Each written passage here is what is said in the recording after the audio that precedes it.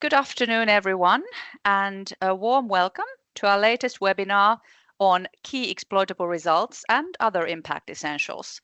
My name is Tanja Suni, and I lead impact and exploitation in the Clean Energy Transition Partnership. Our goal is to provide our projects and the knowledge community with the tools and networks they need to translate their innovations into meaningful societal and market impacts. In our 3 previous webinars, we have explored design thinking, validation with stakeholders, and commercialization. Today, our focus shifts to the essentials of impact, key exploitable results, and other core elements that contribute to successful commercialization and broader societal engagement. Today's session is expertly crafted by Antonello Fiorucci, Roselina Di Santo, and their team at Meta Group. They bring extensive experience and insight into maximizing the impact of innovation. As always, the presentation part of this webinar will be recorded and made available on CET Partnership's YouTube channel and later in the CET Partnership's Impact Library. This way, you'll have access to all the resources in this series. We ask you to keep your microphones and videos off unless you are instructed otherwise. Without further ado, I'll turn things over to Antonello. Enjoy the webinar. Thank you. Thank you, Tanja. Good morning, good afternoon, everyone. My name is Antonello Fiorucci, and I work in Meta.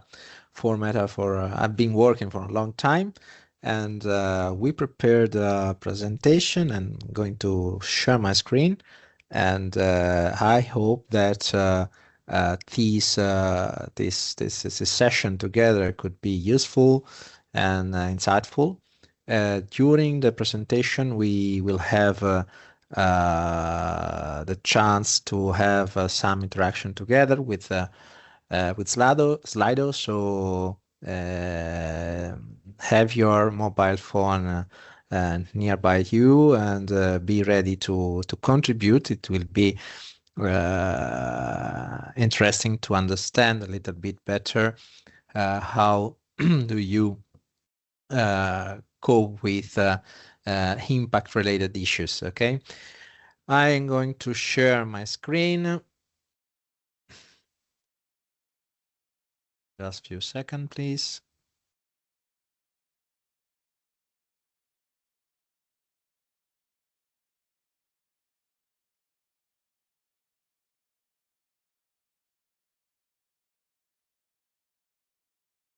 Okay, I hope that you can see my screen. Yes, we can. Thank you. And let's start with this journey together. First of all, very few words about Meta Group. Meta Group is an Italian-based company, and we have offices in Brussels, in Ljubljana, and also in Poland. And basically, we are well known for being the management team for the booster, which is the most important framework contract on exploitation and dissemination for the European Commission. And we have to say that during the last 12 years, we had the possibility to work together with more than 1,800 research consortia to get in touch with more than 16,000 researchers and people playing a crucial role in the innovation ecosystem. And basically, we could say that during this long journey, we had the possibility to better understand how the ecosystem is shaped and how we can better cope with impact-related issue. Let's start from the objectives of the day. First of all, I would like to introduce a little bit some main key concepts such as impact and all those elements enabling the impact. I would somehow share with you how we can connect the different elements connected with the impact, such as the results, the outcome, the exploitation, having clear in mind the framework of Horizon Europe, and then it could be interesting also through Slido to discussing and sharing different experience. Let's keep in mind this disruptive, I would say, image. We know that sometimes research can be disruptive, and this could be the case also this time. We will have the possibility to discuss about this disruptive image later on. And let's start from what we know as the European paradox, okay? So we have in the condition where there is a lot of effort for funding projects at European level, but we find some bottlenecks in generating we can say a real economic and societal and scientific progress and benefits from the European project. And basically, this is the core of what is called European paradox. And we have to say that in the last few years, we are experiencing a dramatic shift from what was the setting of the FP7 and Horizon 2020 to an impact-driven program such as Horizon Europe. And we can understand how the main goal of the Horizon Europe program is no longer to develop scientific or research results, whatever they could be, but to generate benefits at societal, economic, and scientific level. And if we would like to generate these benefits, if we would like to generate this transformation, we must focus on those measures which can help us in maximizing the impact, such as exploitation dissemination. Most time it's difficult to understand properly what exploitation dissemination are different in between them. Most of you are well experienced, and they know more or less what are the main differences.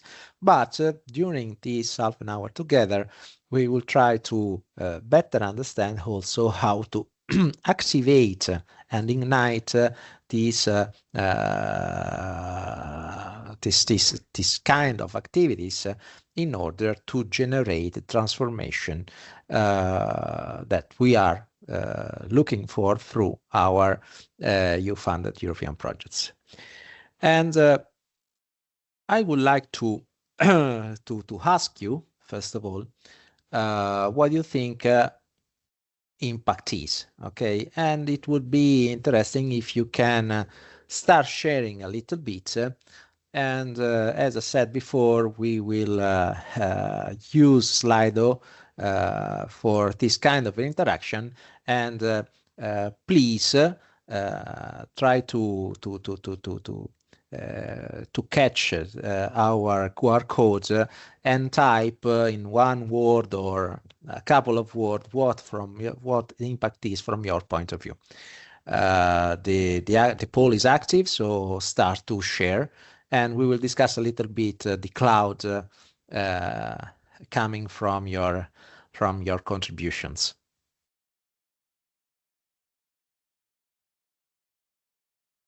Remain after project 10.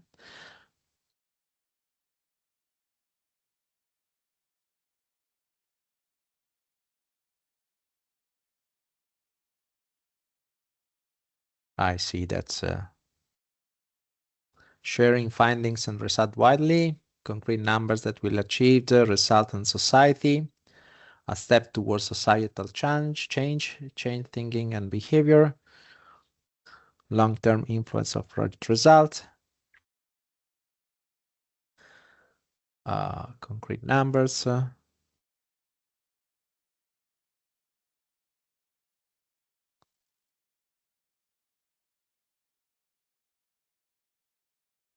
is getting more and more interesting. Results and society.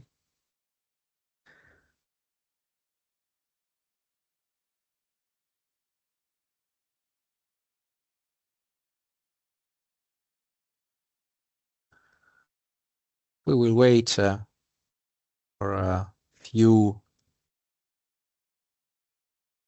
seconds more.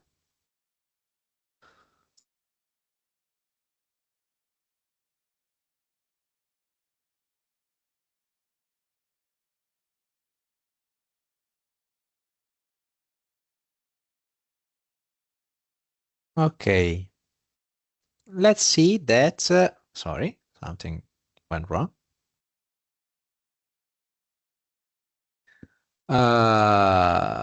It's something very interesting, and thank you for participating.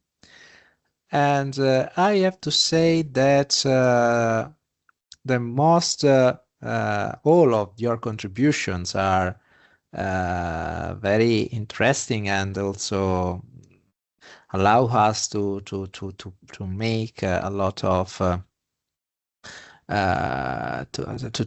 to be very generative, I would say.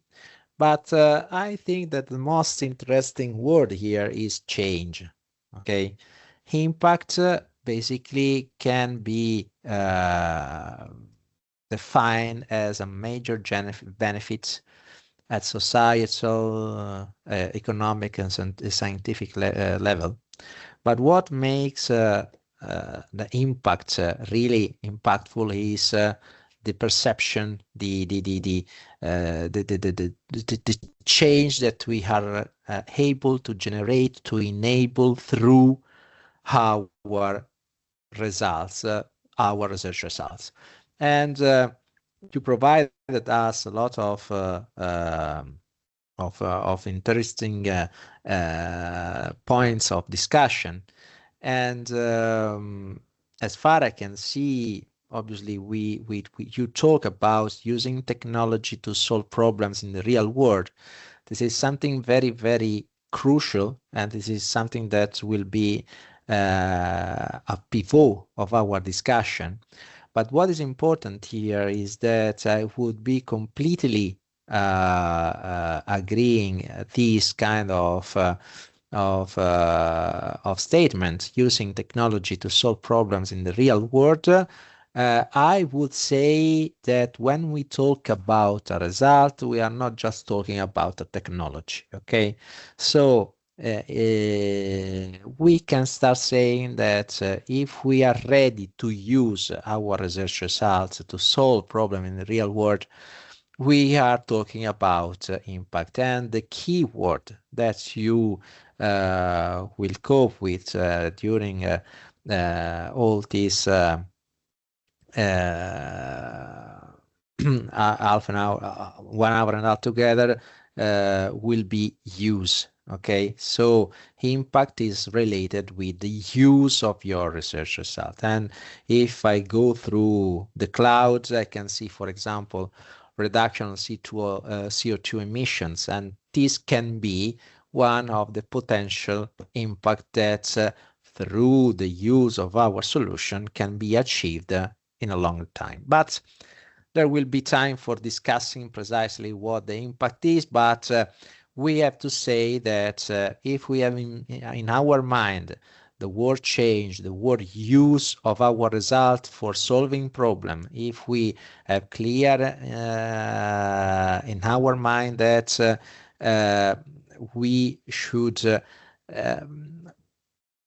enable something that can benefit, then that can be a benefit for our societies, there we have a clear base for better understanding what the impact is. But let's go ahead. First of all, we must start saying one very simple thing, but something which is, I would say, crucial. Developing amazing results is something completely different than achieving an amazing impact. If we develop something completely new, disruptive, and we do not plan how to use these results, we won't generate any impact at all. So the most important point that we have to have in mind when we talk about impact is that developing a research result is one of our goal during the project lifetime, but our main objective during the project lifetime is understanding how and planning how to use these results in order that we can generate a benefit that societal, scientific, and economic point of view. And if we want to explain how to go from our research result to the impact, we must explain, we must go through what we call a journey. Achieving the impact is the result of a journey with different steps to take all along. And let's start from this image.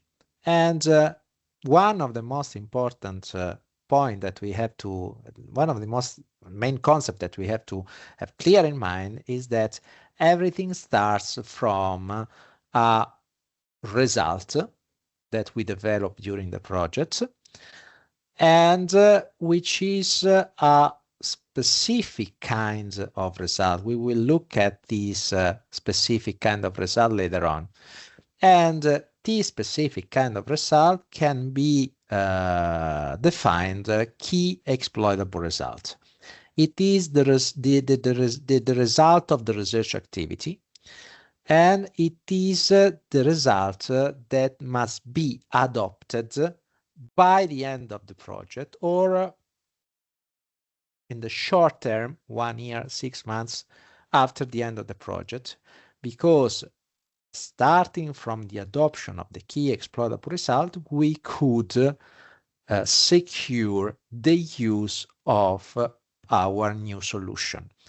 And when we start securing the use of the new solution, we can say that we are facing what can be called outcome. And this is the second main conceptual step that we have to be familiar with. And the outcome basically is expected to happen in the short, medium term after the end of the project. And it is an effect resulting from dissemination and exploitation activities. We have our key exploitable result. Our key exploitable result will be disseminated and exploited through this measure.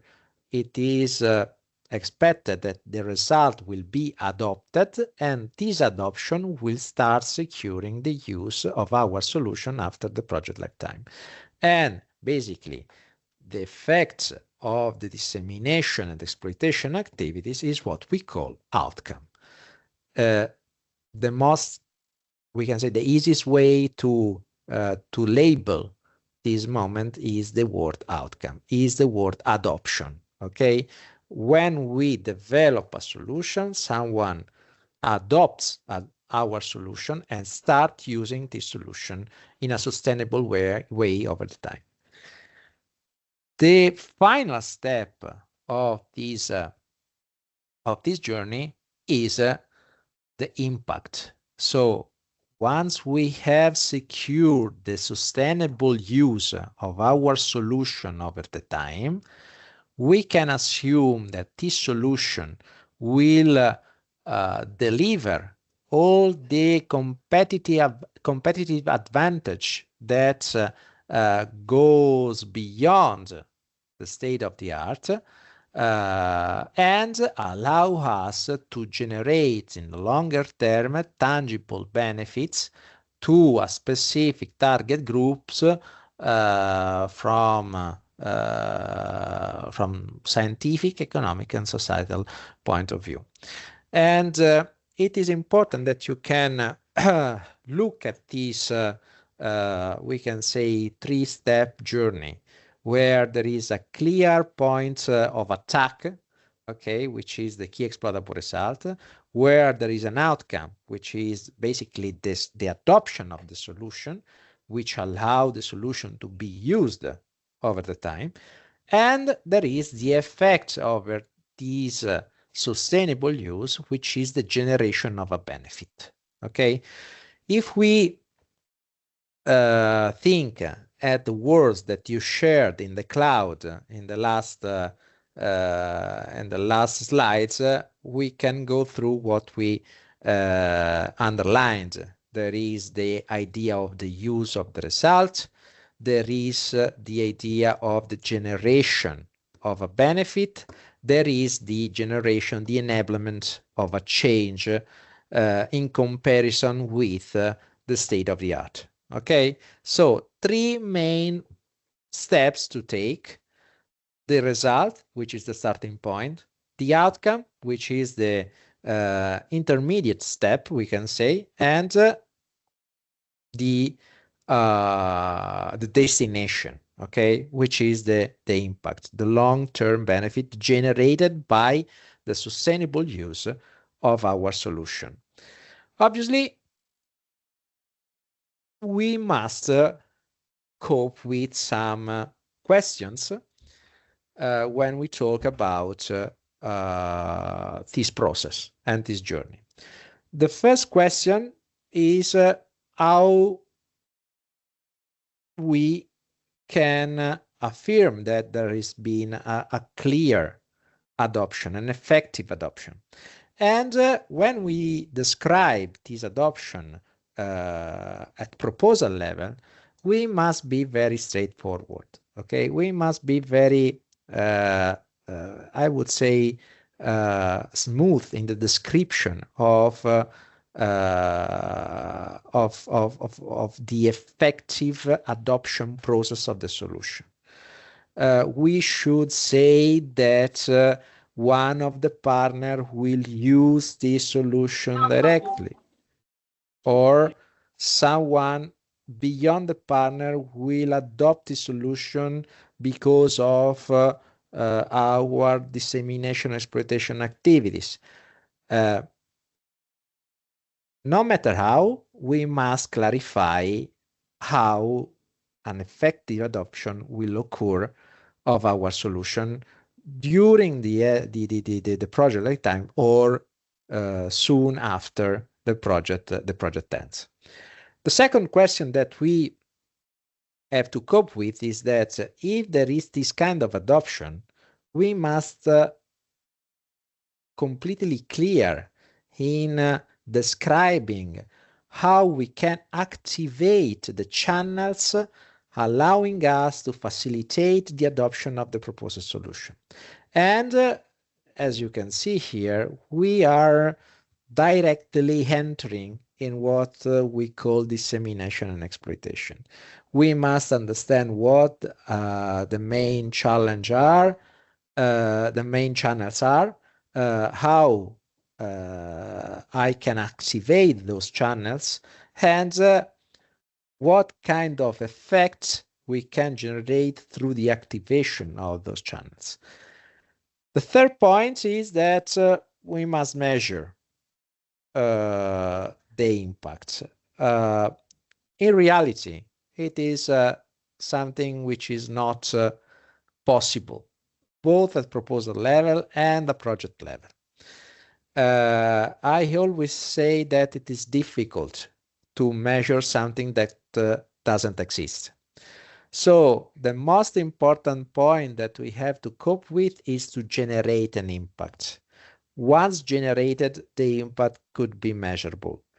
But the most, but one of the tricky points connected with the generation of the impact and measurement of the impact is connected with the fact that we must understand clearly how the point zero situation, the state of the art is, and then we should basically understand how the state of the art can be improved through the use of the solution that we developed during the project lifetime.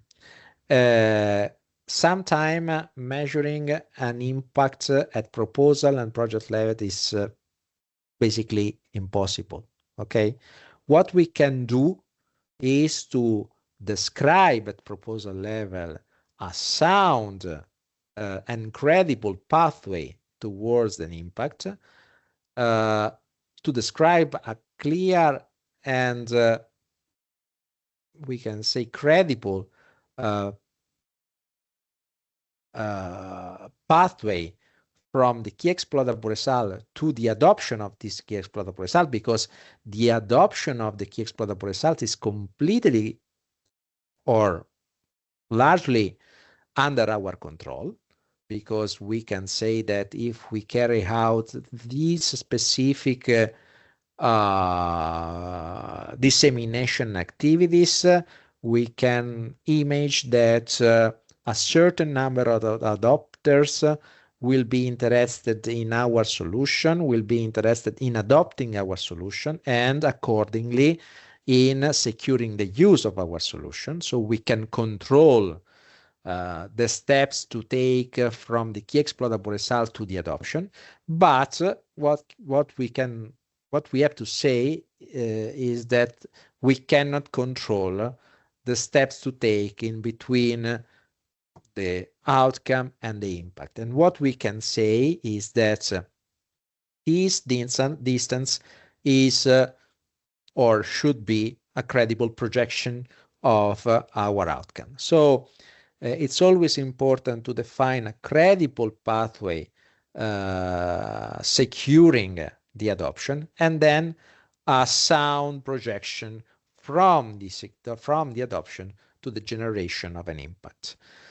And finally, we must very clear in defining the reason why our specific solution can solve better the problems of a specific community, a specific region, or more, we can say more easily, of a specific adopter. Here, there is the key of the adoption. If we cannot demonstrate that our solution can solve better the problem of our potential adopters, no adopter will be interested in, or potential adopter will be interested in adopting our solution. If we cannot demonstrate to deliver a sound, unique value proposition, if we cannot say that we can solve better your problem in comparison with the alternative solution available on the shelf, no one will be interested in adopting our new solution, our novel solution. And we can see how impact is no longer something connected with the section 2 of the proposal template, the impact section, but it's also connected with the development of the solution itself. And we can start understanding the reason why or an Horizon Europe proposal is an impact-driven proposal, and the reason why the Horizon Europe is an impact-driven program. We are no longer developing solutions or novel solutions. We are generating a benefit. And for doing that, we must secure, on the one hand, a strong, unique value proposition, and on the other hand, we must secure the use of this solution through a clear set of dissemination and exploitation activities. I don't know if there are, if you have any question until now. I will be, I cannot really see you, but because I have in my presentation mode, but there will be the room for discussing. And we would like to go a little bit deeper, okay? Is impact a mythical entity? Okay, sometimes when we talk about impact, we have always to understand if we are talking about something concrete or if talking about impact is talking about something very vague. Okay. In reality, impact is extremely concrete. Okay. And as I said before, look at this. We must be very clear. Let me step back for a while. Look at this. We can say that you can see two things and one clear moment. And there is in this image something that you cannot see. Okay? The two things that you can see are the meteorite and the planet. Let's assume that is not the planet Earth. Okay, so it's another planet, not just to be too disruptive. And you can see a specific moment, the moment of the collision. Okay, you cannot see what happened after the collision. Okay, this is a different moment. And think at these. Think about these two things, the meteorite and the planets, and think about these two different moments. The first one, the collision, and the second one, the effect of the collision, which you cannot see. But let's go a little bit deeper. We have this our meteorite, okay? And the meteorite is basically our key exploitable results. As I said before, a key exploitable result is not a simple result. It is something more precisely defined. And we have to say that when we have to select a key exploitable result amongst all the other results developed during the project lifetime, we must be ready to respond, to be consistent with three main characteristics. We have to match these three main characteristics. First of all, our result must respond to specific needs of a well-defined group of potential adopters. So there are this group of potential adopters. They are suffering from a specific problem. They have specific needs. And our key exploitable results can respond to the needs of our potential adopters. The second point is that there should be someone in our partnership, in the partnership developing the solution with the clear intention to use the result developed. And pay attention, I always underline the word use instead of market introduction. I prefer to underline the word use instead of the expression market introduction, because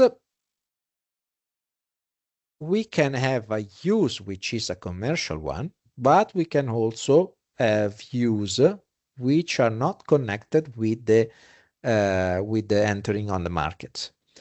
And in both cases, we are just talking about use. Okay, so there should be someone in our partnership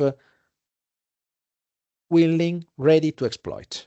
Okay, and then there is the fact that there is that our solution can go beyond the state of the art, can solve really better the problems suffered from our potential adopters. So the three main conditions are that there is a result that can respond to the problem of a potential adopter.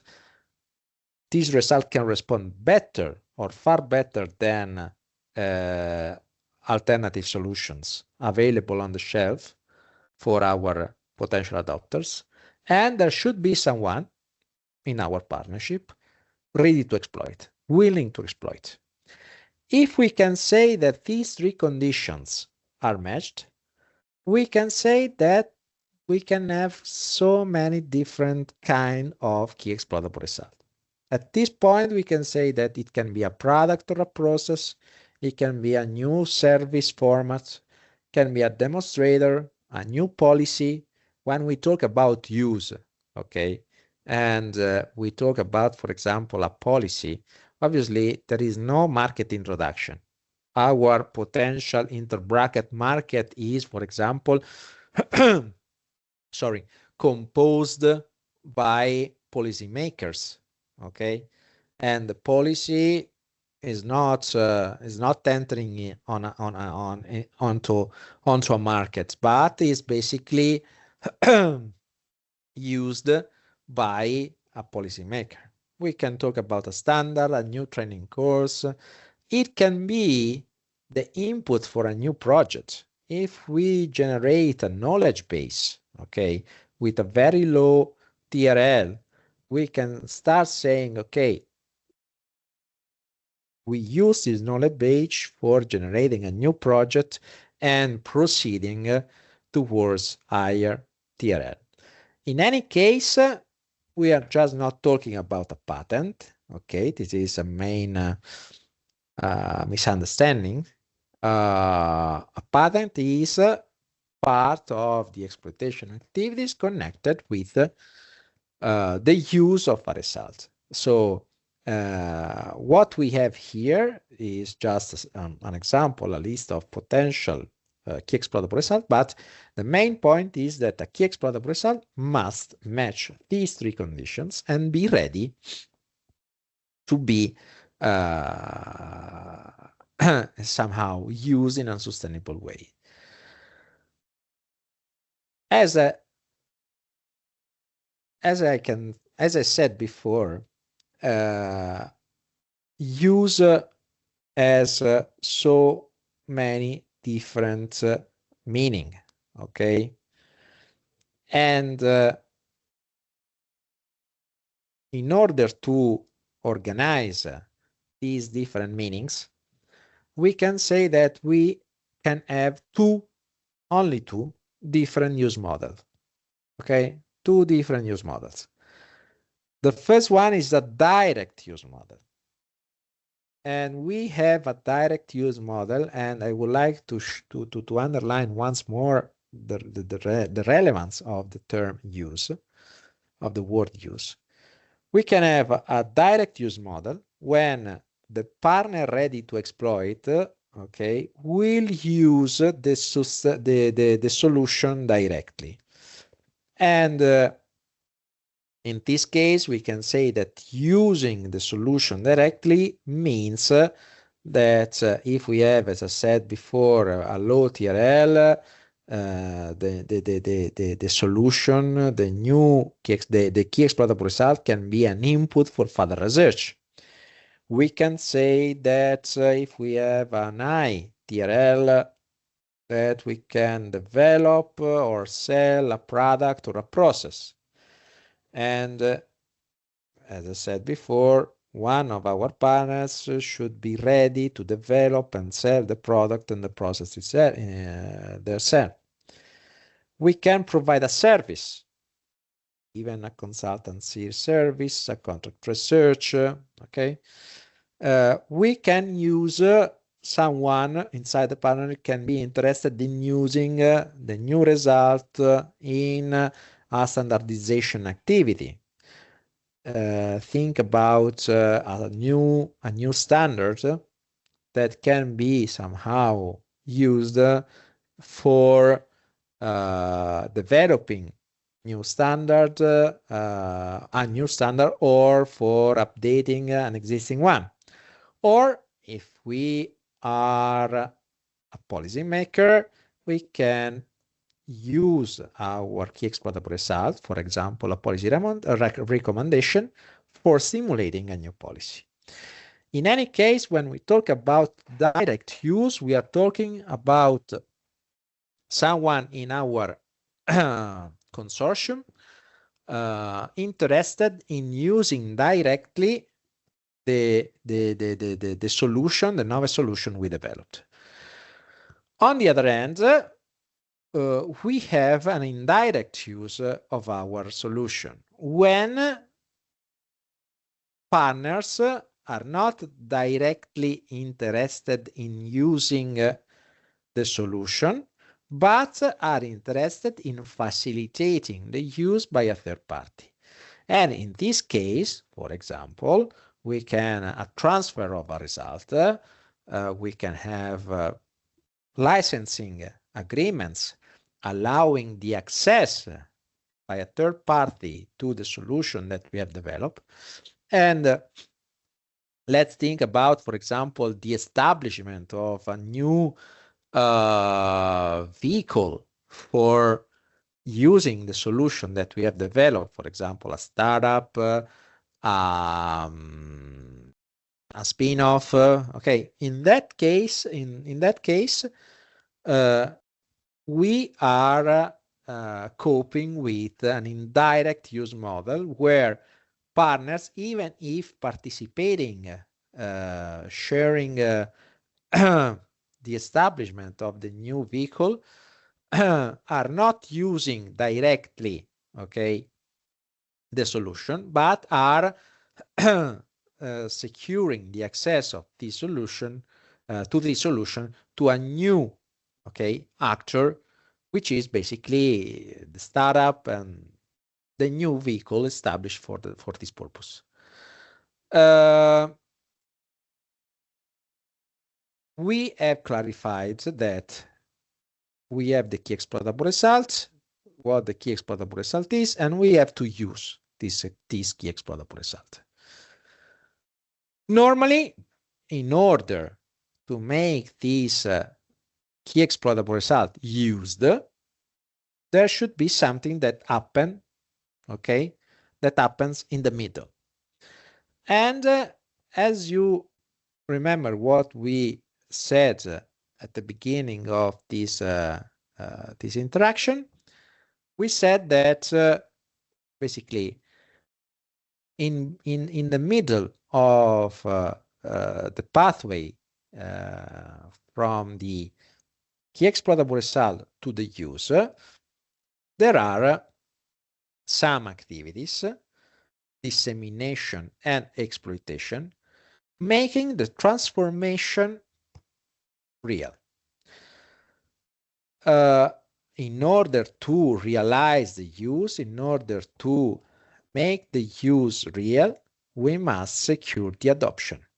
And we can secure the adoption only after the carrying out of dissemination and exploitation activities. They are completely different activities, and we must be extremely clear on that. First of all, in both cases, dissemination and exploitation, we must target some specific potential adopters. And we must have clear in our mind who our adopters are.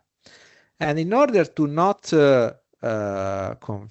be confused, we should have clear in mind that we have different target groups to address.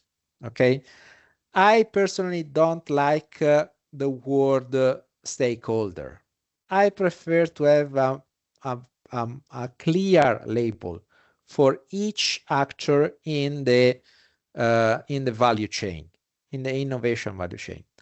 And the adopter basically is the one owning the problem, okay? And is the one ready to invest resources, not only money, okay, in the for the adoption of the novel solution, for taking the adoption and bringing the adoption to use. Then we have different target groups, which are not directly connected with the adoption, okay?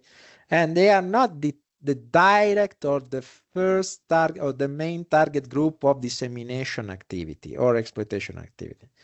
The first group that we can recognize, that we can look at, is composed by users, okay? Those interested in the adoption, pushing for the adoption, but not directly investing their resources for the adoption.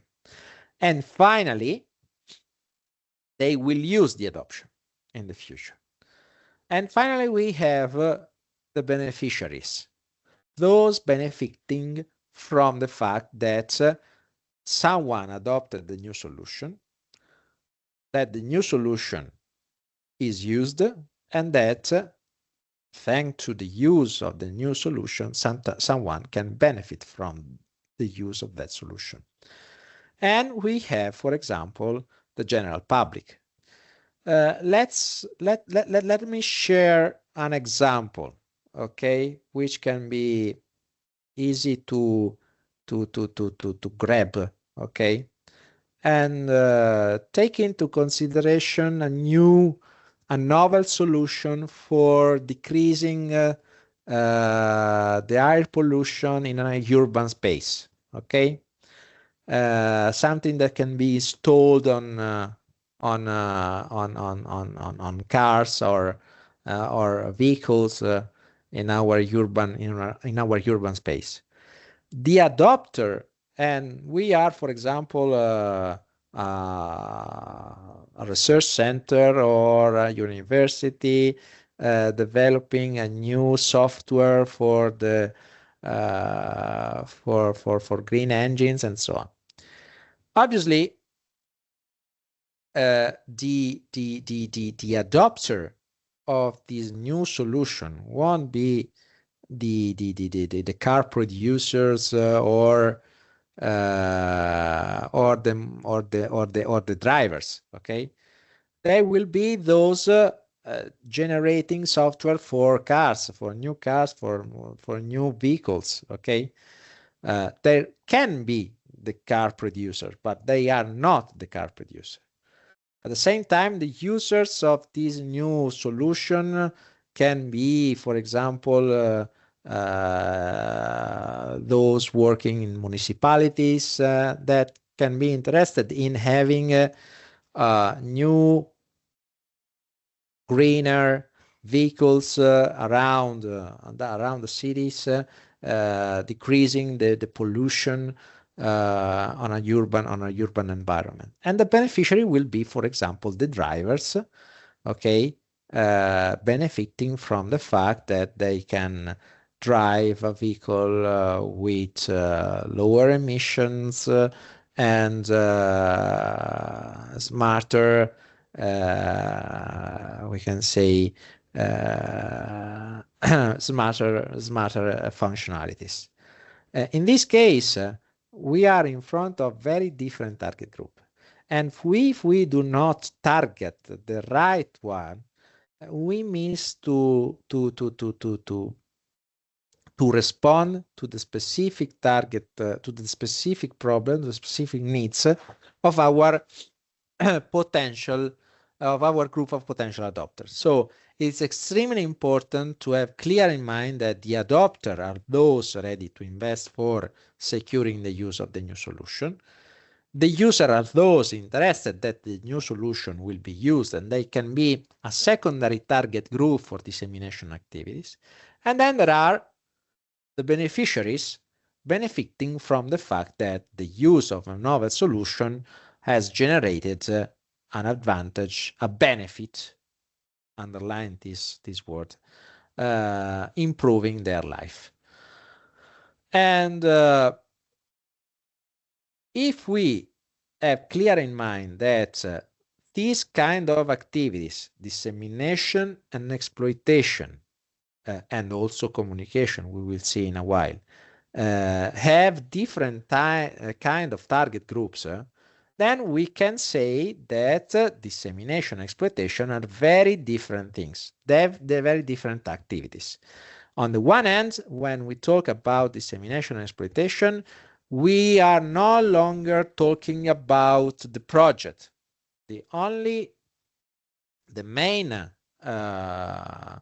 concept that we are talking about, the main actor, the main object that we are talking about is the result. He is the key exploitable result. And when we talk about dissemination, I have exactly. There is okay. It's okay now. Thank you. And we have, when we talk about dissemination, we are talking about informing potential adopters about the fact that a new solution is ready to be adopted. Okay? When we talk about exploitation, we talk about using or facilitating the use of a new solution. And as you can see in the double-headed arrow, okay, we can have dissemination, make the result available through scientific publication, policy brief, participation in fairs, demo sessions, demonstrators, and whatever. If we move towards exploitation, we have further research, production, provision of a service, policy making, and so on. So we are preparing, okay, the use during the project lifetime through exploitation activities, and in the middle you can see the IP management, the data management plan, the preparation of a business plan, the establishment of a vehicle such as the spin-off or a startup. And in the middle, and on the one side, we have a clear information about the new result developed. On the other side, we have the use or the facilitation of use of a key exploitable result. And obviously, this is crystal clear. Publishing is not disseminating, is not exploiting, is not using, but is just disseminating. Sorry for the for the misunderstanding. So publishing is not using, but is disseminating a knowledge that we have developed.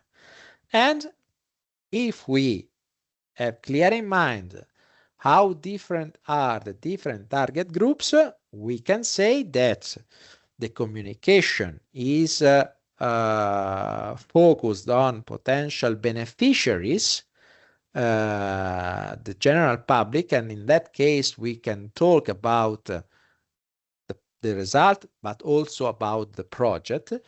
And here you can see the differences in between the communication and dissemination, where when we disseminate, we make the results available. When we communicate, we inform about the project, or at least we can inform about the result. Basically, communication is not focused on the adoption of the solution. The dissemination is something that I have to carry out in order to achieve the adoption. It's basically, this is the reason why we can say that an outcome is the result, is the effect of dissemination and exploitation activity. Here we can find our meteorite, And now we can say that it can be said that it's clear that the meteorite is our bullet, is our key exploitable results. The planet is the target group on which we want the transformation will take place, economic, societal, scientific. And the meteorites and the planet are the two things that we can see. The first moment that we can see is the collision. So the moment when the meteorite is hitting the target group, so it's what we have called make the result, the use of the result secured. Okay, someone has adopted our solution and secured the use of our solution. And we can say that the effect of this adoption basically is the outcome. And if we want to look at this image, we can start saying that the outcome is are the waves, okay, generated by the collision. So the effect of the adoption, okay, the effect of the dissemination and the exploitation activities. And we can have the second moment that we cannot see in this image, which is the long-term effect of the collision.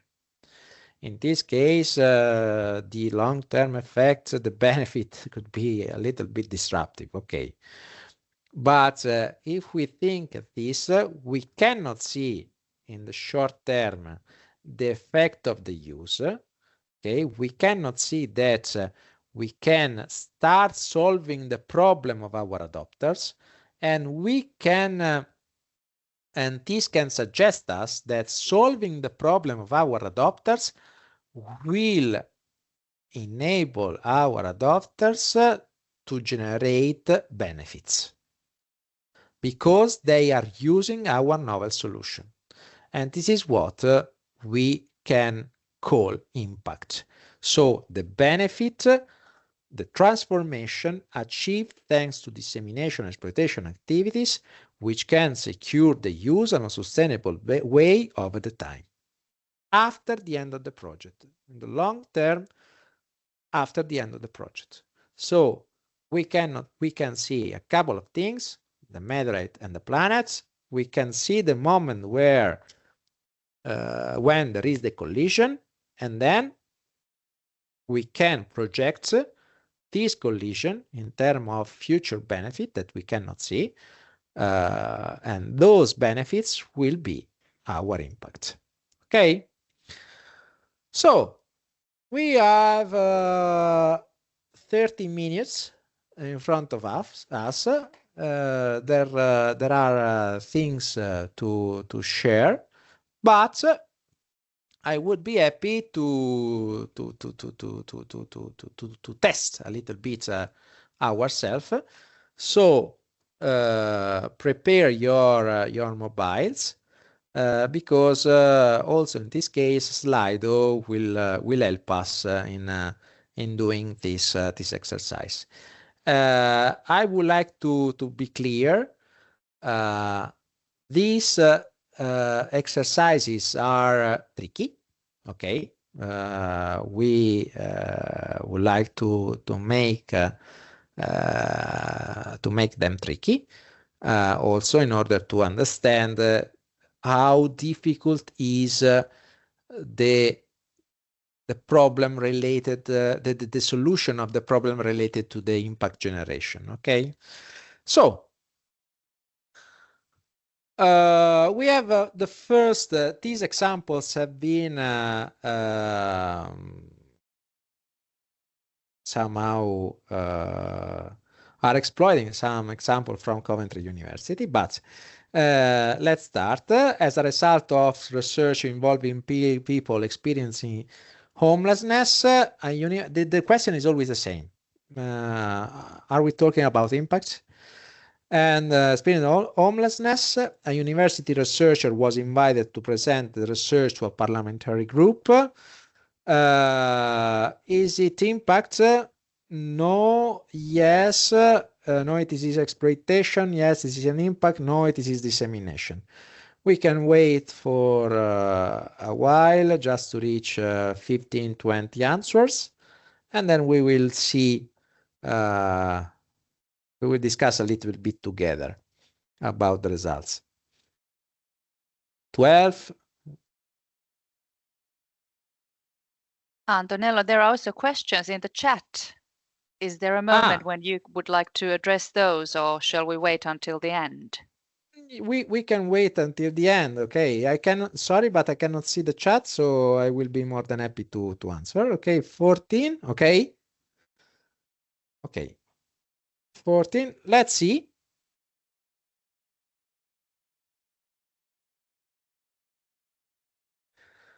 Okay. No, this is dissemination. The reason is clear.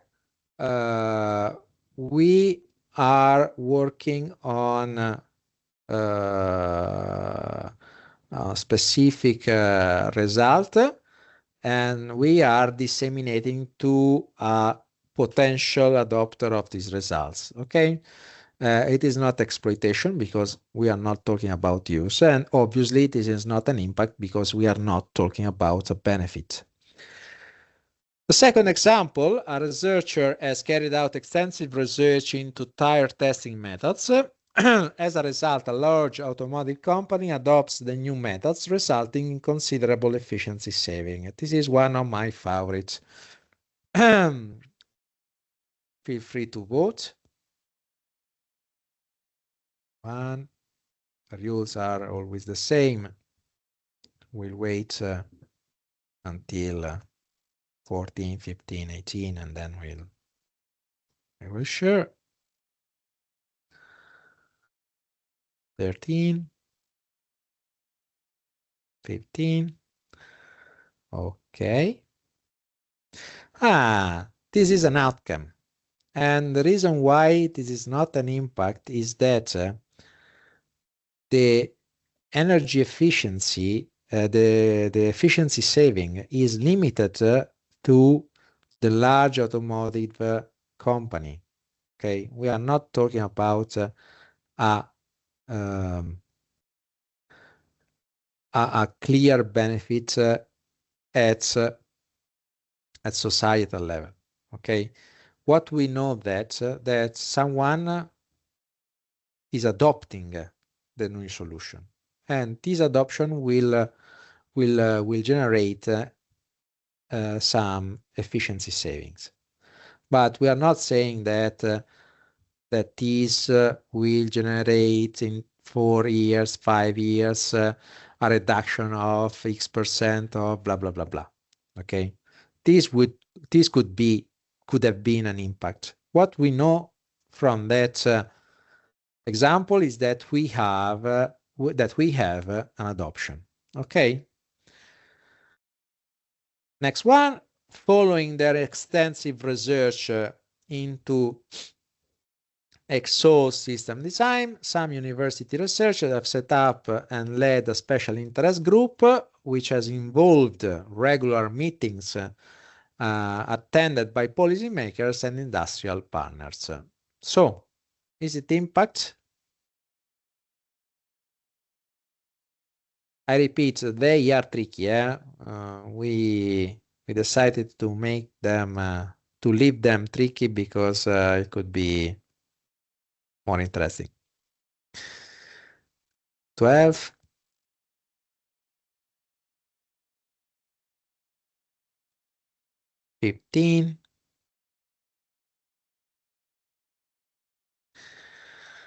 This is exploitation activity.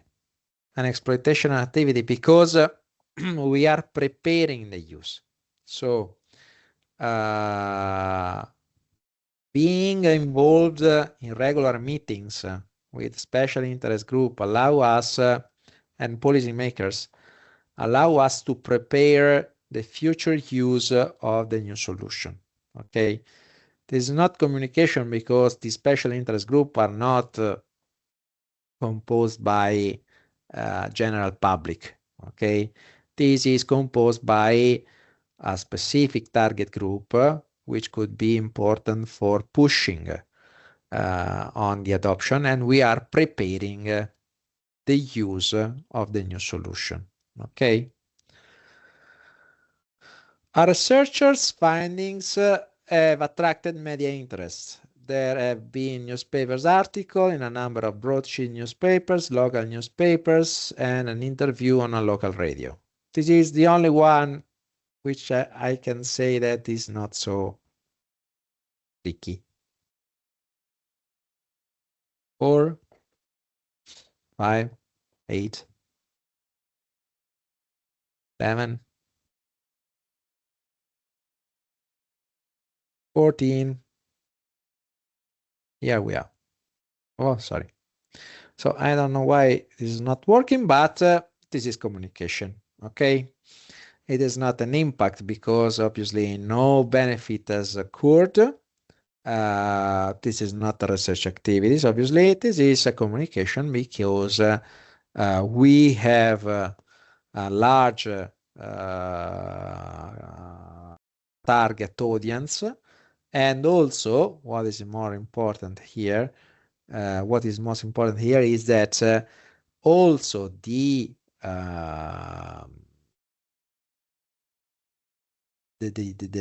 tools used are addressing a general public. So newspapers, broadsheet, newspaper, local radio interviews, and so on. Okay. This is very, very interesting. So a research into musculoskeletal modeling has revealed that current practice for extracting casualties from crashed vehicles is not the best method. As a result, the National Fire Service changes the safety protocols, and these are implemented across the UK. So, impact. No, it is an outcome. Yes, it is an impact. This is a result. So, what do you think about? 11?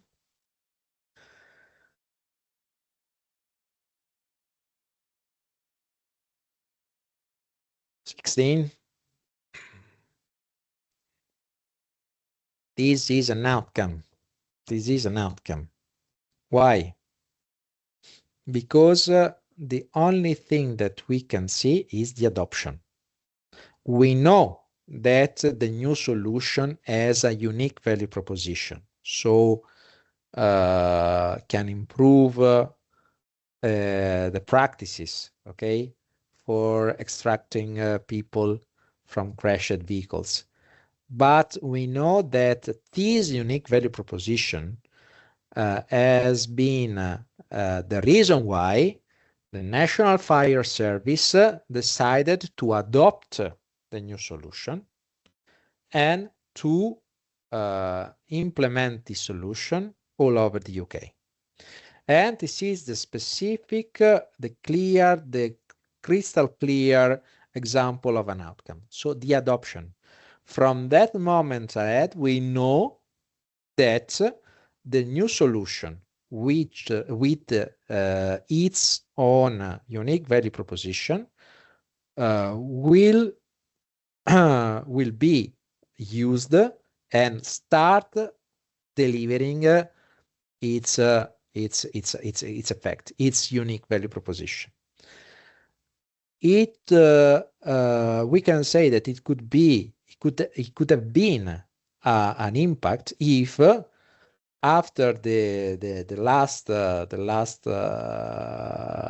last sentence, another sentence will have completed saying these new protocols have ensured a reduction of casualties from crashed vehicle by 30% in 10 years. In that case, we could have said that an impact was described. The last one, and I have to say the trickiest one, because you know that you have to know that I'm not agreeing with the solution, and I will explain. But we had a strong debate in the office. But we will see. A researcher at the university has developed a novel algorithm with broad potential for real world application. As a result, a spin-out company has been established with 5 employees. So, is it an impact? It could be. Is it an outcome? An exploitation activity? I would say that this example is here because we would like to be extremely clear.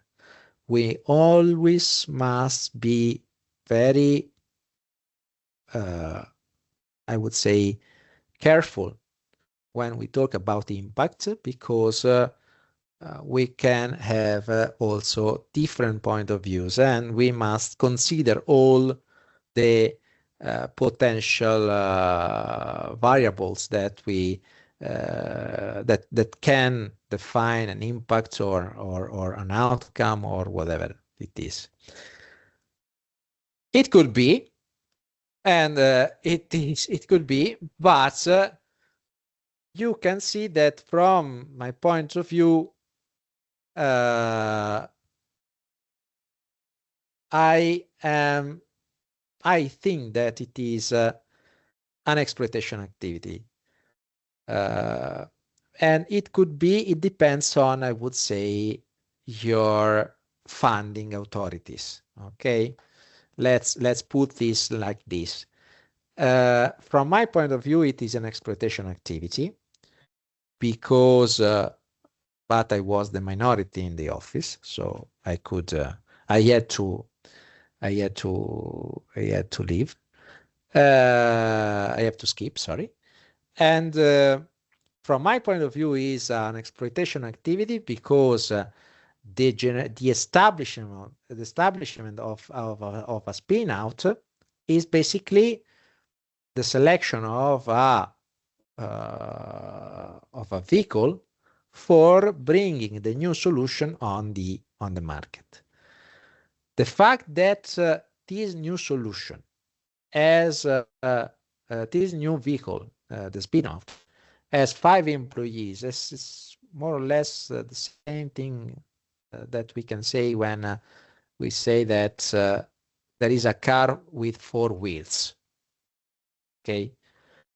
Obviously, from my point of view, the impact should have been, for example, that the use of novel algorithm could improve, reduce, and whatever you want. Okay.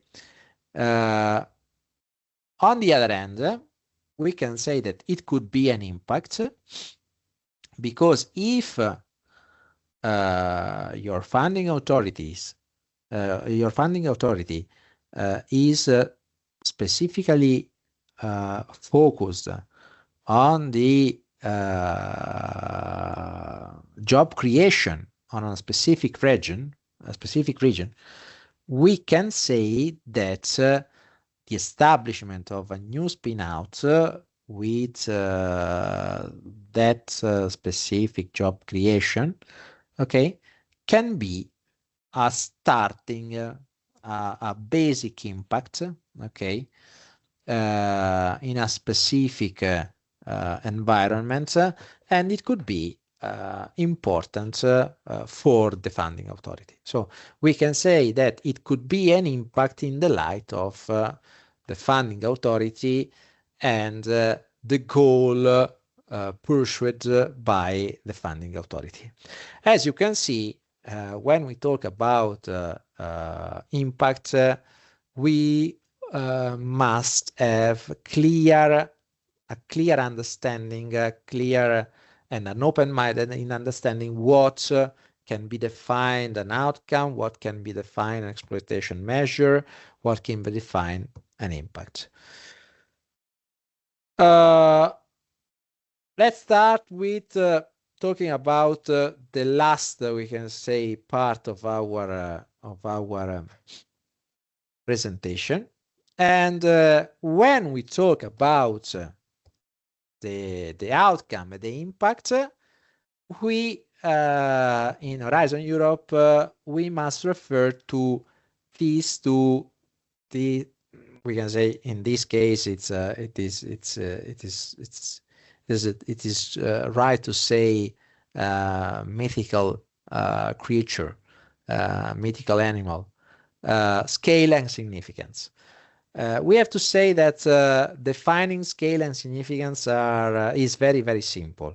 Okay, and the starting point for the definition of scale and significance is to have clear in mind who the target group are. And if we look at the adopter, we must talk about the scale and significance of the adopter, of the adoption, better. If we look at the beneficiaries, we must talk about the scale and significance connected with the impact. When we talk about the scale, we are talking about the value of the adoption and the value of the impact. Let me share with you an example. I know that that specific new solution has been adopted by someone with the 30% of share in that specific market. I know that that solution has been adopted by someone with 2% of share in that specific market. Here we have the value of the adoption. Okay, the value, the quantitative aspect of the adoption. On the one side, I know that the adoption will bring my solution to the 30% of the market. On the other side, to the 2%. We can say that in one case we have a huge scale for the adoption. On the other side, we have a small scale of the adoption. The significance is the value, the importance, okay, that the adoption has. If we can say that the adopter adopting our solution can solve really better the problem that they are suffering from, we can say that there is a huge significance, that adoption is very important for the adopter. If we can say that the adoption can marginally solve the problem that our adopter is suffering from, the significance is low. Okay, so when we talk about scale and significance of the outcomes, we are talking about scale and significance of the adoption.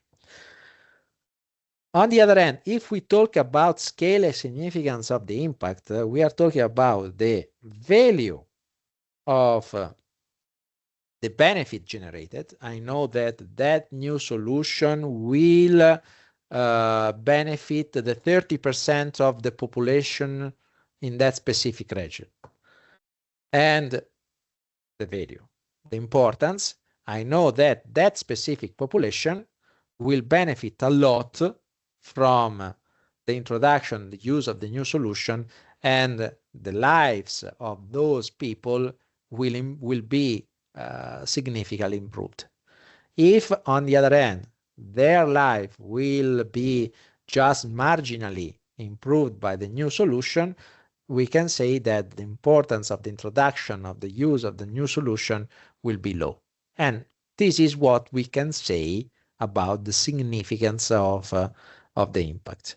In these slides, you can see the difference in between the scale and the significance, both for the adoption, for the outcome, and for the impact.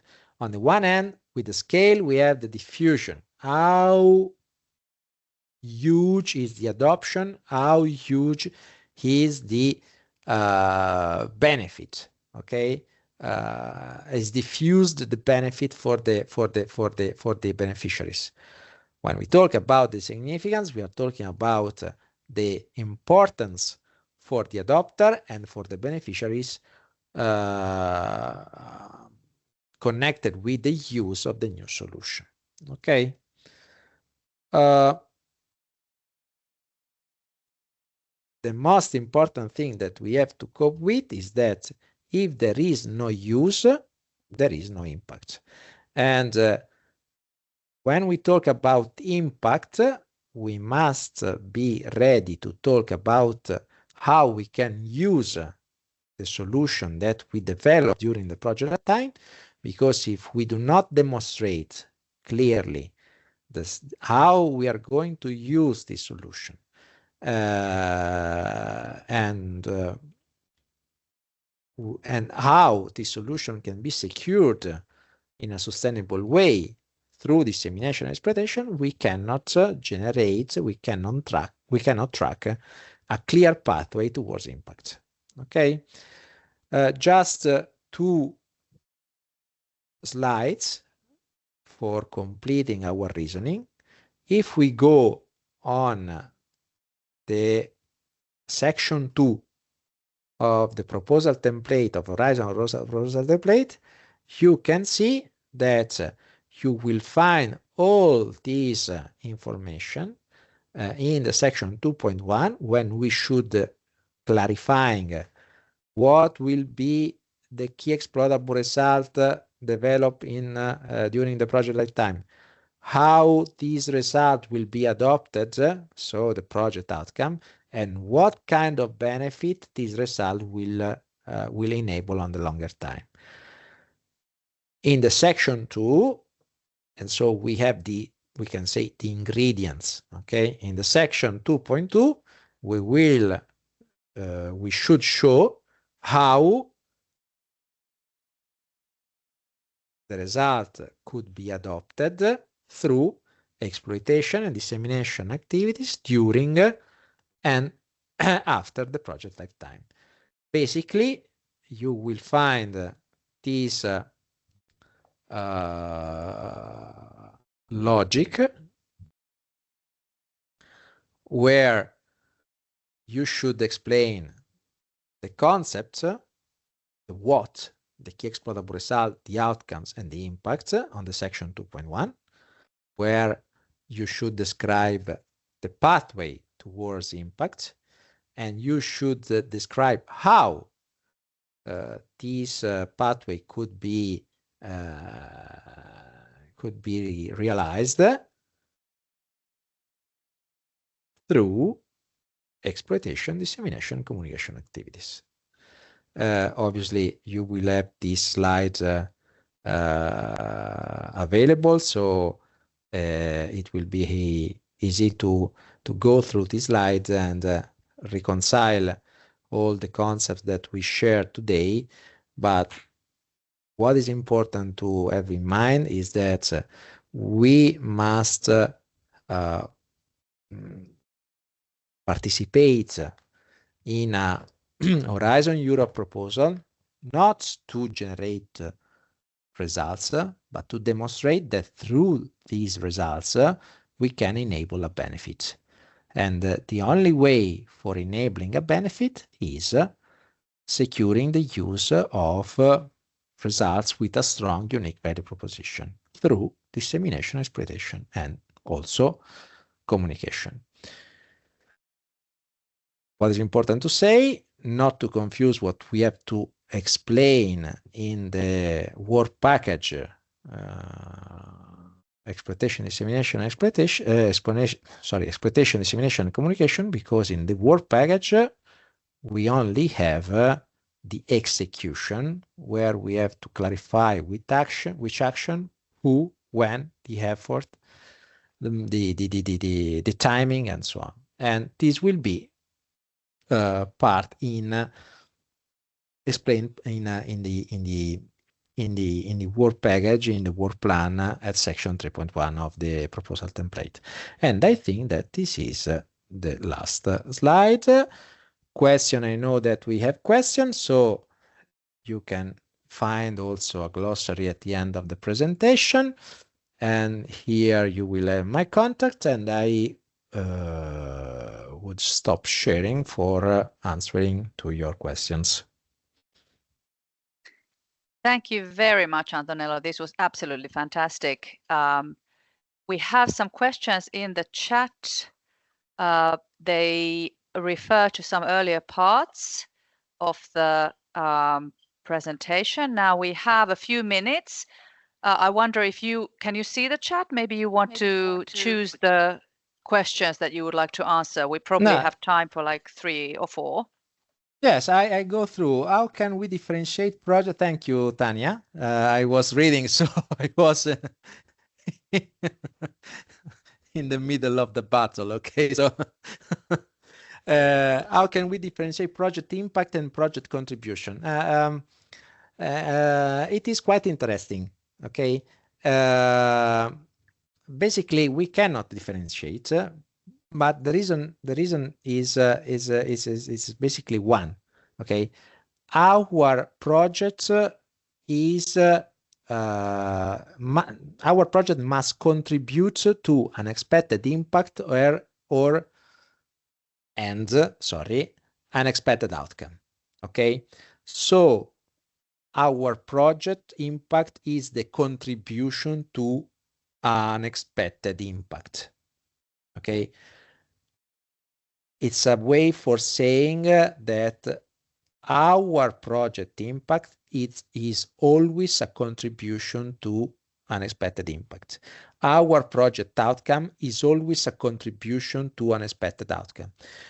We have expected impact in the destination of the call, and we have expected outcome at the beginning of the call. And this is the reason why we say that Horizon Europe is an impact-driven program, because what the Commission is asking for is generating an impact, generating an outcome. But the Commission knows that we cannot solve everything with our project. We just must contribute to the expected impact and the expected outcome through our activities. And this is the reason why, for example, we have calls with more than one project funded, because obviously all these projects together must provide, we can say, the call with a contribution which can somehow cope with the expected impact and expected outcome. Exploitation activities should extend to tracking project results beyond the project lifetime. Yes, however, it can be challenging to monitor outcomes after the project ends. Are there tools tracking system available to assess? I go directly to the answer. The idea is the answer is not, but the reason is that probably we have the interest in make our solution adopted. So we should not track the exploitation dissemination activities after the project end. We have the interest that these activities will secure the outcome. Okay, so this is the reason why I always say that it is important at the beginning of the section 2 impact that each partner should clarify the strategic interest in being part of a proposal. Okay, obviously there should be a clear evidence that I am participating in the proposal not because I see that amongst the other partners there is the one from an exotic place in the Mediterranean, but because I have the interest in taking the solution that we are going to develop and make something with the solution. Okay, so there is no way or tools for tracking. There is an interest of the participants in seeing the solution adopted. And this is basically the best track for the outcome. Okay. If how could this be integrated into the project timeline support exploitation? When we talk about outcomes, we have clear in mind that we are talking, when we talk about outcome, 1 year after the end of the project, 2 at maximum, and when we talk about impact on the longer term. Okay. And this is the reason I am saying that we can control the effect of exploitation and dissemination. When commercializing exploitable results, some partners may have established business model within their companies, necessitating to project business model to build on this existing framework. What methods and strategy can be used to analyze these scenarios using data and information from partners and gain market insights? Let me say, this is a beautiful task in the exploitation work package. Okay, so market analysis, understanding of the scenario, and it's something to develop during the project lifetime. Let me say that most of us participating in the project know how the scenario is shaped, and probably it should be already described at proposal level, and it will help us in providing a clear picture of what we are talking about. How can we protect ideas during the problem statement? What if we have adopters, user, and beneficiary people in one team? That is better because you can see that your partnership is impact based. Okay, and you have all the value chain represented in your partnership. This is crucial. This is also, let me say this just 1 second. This is the real difference in between an Horizon 2020 project and Horizon Europe project. When we have an activity-driven program where the only goal of the project is it is a big word. Okay, take it carefully. But one of the most important goals is to develop a solution. And you must create your partnership for developing the best solution with the best UVP. Now, in Horizon Europe program, you must develop the solution and use the solution. So you have to build a partnership which is impact-based, which means that you have in your partnership all the step of the value of the point of the value chain represented, because you have inside also those adopting the solution and working for the adoption of the solution. Okay. And there are a lot of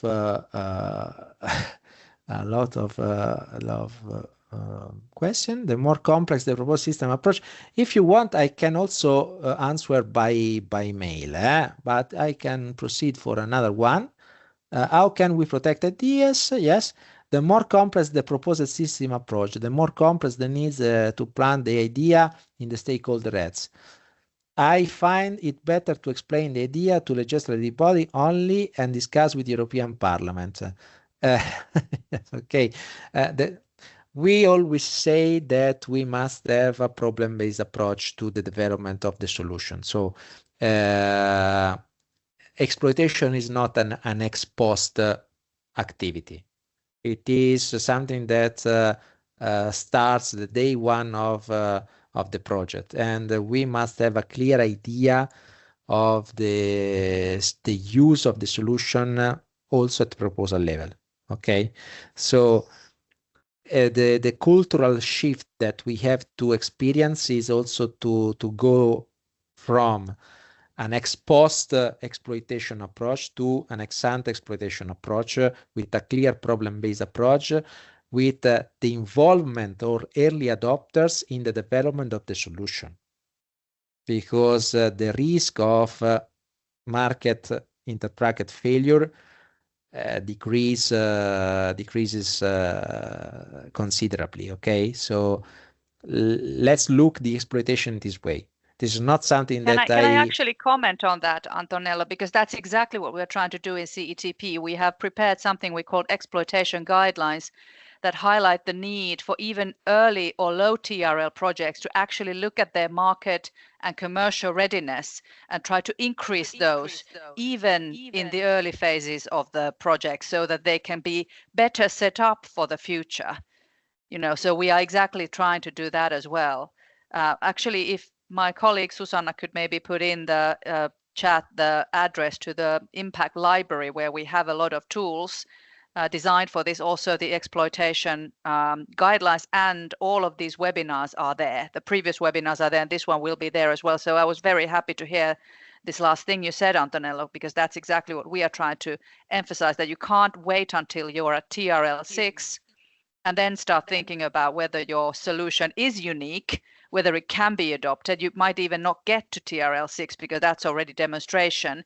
And when you demonstrate, you probably have to have your commercialization partners. We actually have, we could take, because we have so many people left, maybe we have 5 or 10 minutes. Thank you, Susanna. Now the impact library is there in the chat. It's open for anyone to use. So maybe we could have some live audience questions now, because I think we went through the ones that had been written in the chat. If you want to, if you want to have a question, then please, now you can also open your videos if you like, and you can just raise your hand and you'll get the floor. But while we are waiting, I have a question, because I really liked one of your slides that said that there were direct uses and indirect uses. But I was thinking that many of the direct uses seem to imply that in the partnership, in the project consortium, you already have a company that is available or able to put the product into market. But often you don't have that, or the innovation is still the IP is owned by the university. So it kind of seemed at quick glance that the only option available for university-based innovations would have been to have another project. What do you think of that? Yes, it depends also about it depends on the expected impact we have. If we have a scientific expected impact, obviously the university or the research center, the academia, can use the knowledge developed during the project lifetime and respond perfectly to the expected impact of the destination in the call.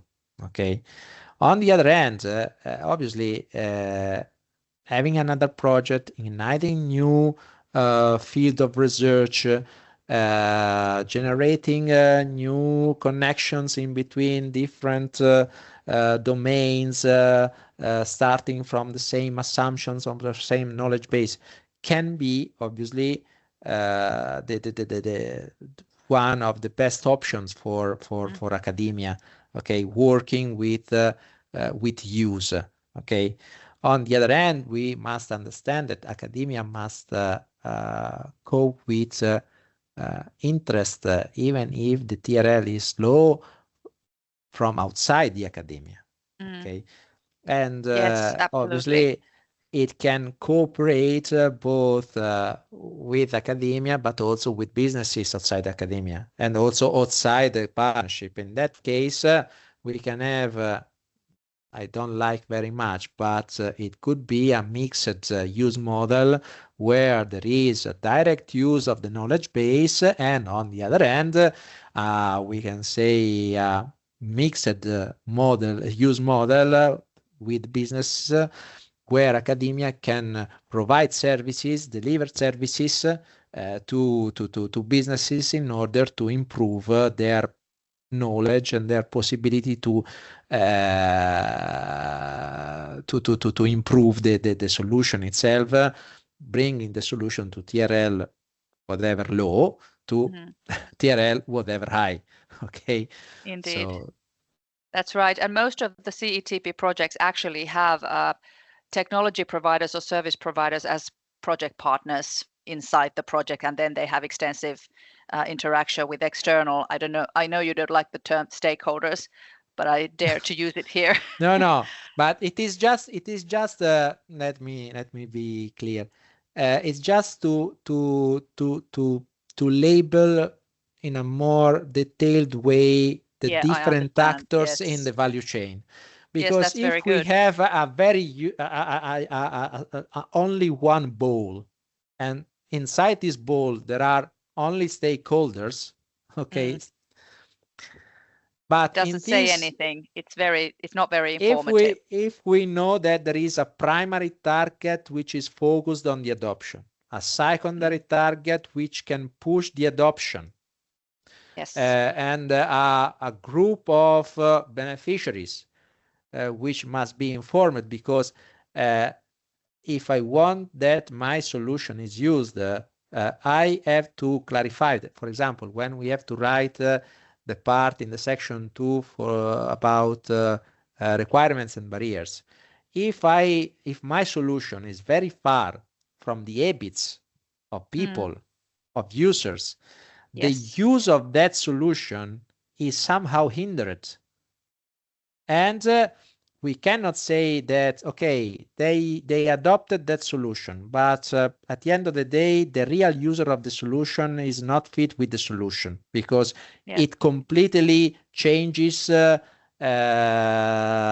habits or working activities and so on.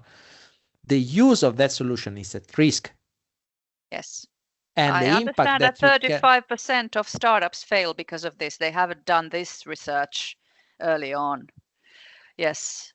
And we get really good feedback in the chat also about the examples you used with the Slido voting. They were very helpful in understanding the difference between dissemination, communication, exploitation, results, outcomes, and impact better, and could have even been more examples. So this was really, really good. I think we have to wrap up now, but thank you so much, Antonello. Thank you so much, Roselina, also. For preparing this excellent presentation and webinar. And we will be recording this and post-processing it and putting it in the library and the YouTube channel as soon as possible, hopefully within a couple of weeks. So thank you so much. Okay.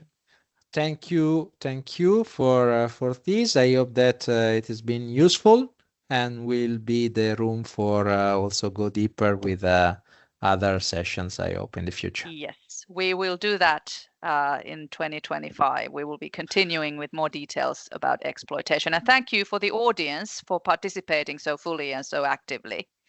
Thank you. Goodbye.